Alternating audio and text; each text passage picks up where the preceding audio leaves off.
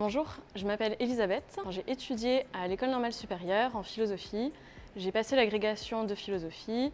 J'ai enseigné toujours en philo à des classes de terminale, à des prépas Sciences Po Paris et à diverses écoles, diverses prépas écoles de commerce. J'ai fait un détour par le monde politique qui m'a beaucoup plu en étant collaboratrice pendant 2 ans au Parlement européen. Cette année, dans le cadre d'Albert School, je retourne vers l'enseignement. La grande question, c'est surtout pourquoi un cours de philo à Albert School, ce qui n'est pas une question évidente. En fait, dans le cadre de ce cours de philo, les élèves ont l'occasion de prendre un pas de recul et de se poser des questions éthiques, politiques, écologiques, diverses. Je suis très frappée, et beaucoup avec moi, par les épisodes de cérémonies de remise de diplôme où on a vu plein d'étudiants se rebeller contre le système, s'en prendre et remettre assez violemment en cause les études qu'ils avaient suivies, la formation qu'ils avaient choisie et ne plus savoir exactement pourquoi ils avaient fait le cursus qu'ils avaient emprunté. Et je pense qu'il y a une nécessité aujourd'hui à ce que les élèves se posent certaines questions en amont plutôt qu'en aval. Et le cours de philo est une des occasions possibles, en tout cas est un endroit possible pour aborder ces questions-là. On aborde certaines interrogations que les étudiants rencontreront nécessairement à un moment ou l'autre de leur vie. Et j'espère modestement qu'avec ce cours de philosophie, ils ne partiront pas de zéro dans leur réflexion et qu'ils auront quelques branches auxquelles s'accrocher. Ce qui concerne Albert School plus précisément, la philosophie, c'est une matière assez anecdotique dans leur parcours. Ça pourrait être la plus grande faiblesse de ce cours et je pense qu'en fait, c'est sa plus grande force parce que ça permet aux élèves d'avoir cette heure de gratuité qui est consacrée à la recherche de la vérité, à une curiosité intellectuelle, un questionnement très ouvert. Et c'est assez incroyable comme prof de philo d'être devant cette classe qui est très curieuse intellectuellement et qui participe énormément, qui se laisse prendre au jeu du questionnement philosophique. Donc c'est aussi très gratifiant pour le prof que je suis.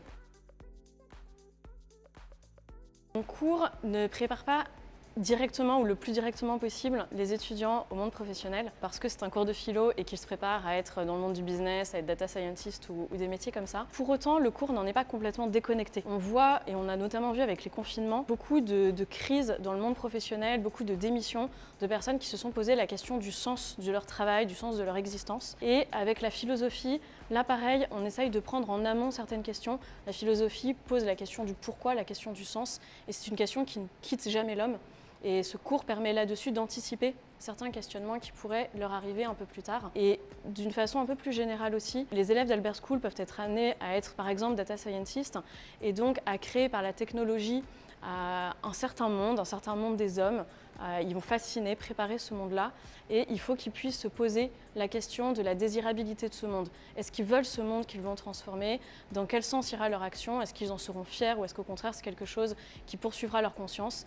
Et là-dessus, il y a des questions à se poser en amont et on essaye de le faire notamment pendant le cours de philosophie.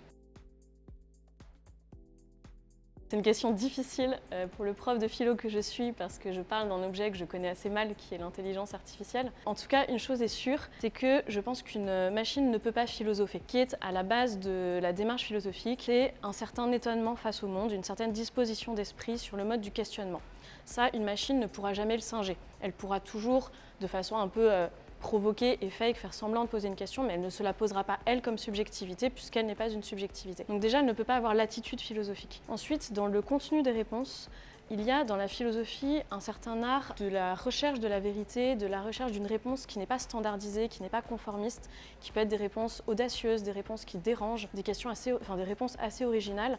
Et l'intelligence artificielle qui fonctionne à partir de patchwork de données déjà là ne peut pas avoir cette forme d'originalité, elle ne peut que faire certaines synthèses. Là-dessus, quand on pense aux lignes qu'écrit Nietzsche sur les derniers hommes qui ont inventé le bonheur, on n'imagine pas une machine être saisie par la fureur qui saisit Nietzsche quand il écrit ces lignes. C'est quelque chose qui ne peut pas se répliquer informatiquement. Donc il y a toutes ces choses-là en philosophie que de toute façon une machine ne pourra pas faire. Là-dessus, ce qui est amusant en philosophie, c'est que la machine incarne plutôt la figure du sophiste qui est l'anti-philosophe.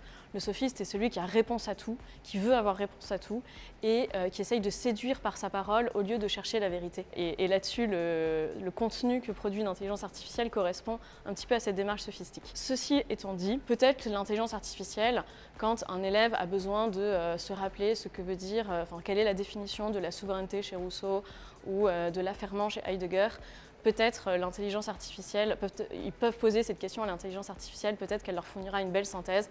Je n'ai pas fait l'exercice, donc je n'en jurerai pas.